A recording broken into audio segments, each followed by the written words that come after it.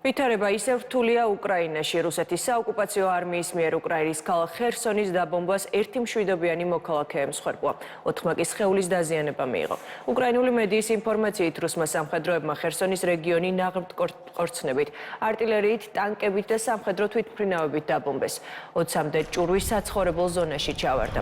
რუსეთის სამიზნე გახდა დნეპროპეტროვსკის რეგიონიც. პარალელურად უკრაინელი სამხედრო ექსპერტების შეფასებით, ავდეევკის მიმართულებით რუსეთის სამხედრო ძალების გადაჯგუფებას ასრულებს და ემზადება მასიური თავდასხმის მესამე ტალღისთვის, რომელიც სავარაუდოდ წინა ორზე ძლიერი იქნება.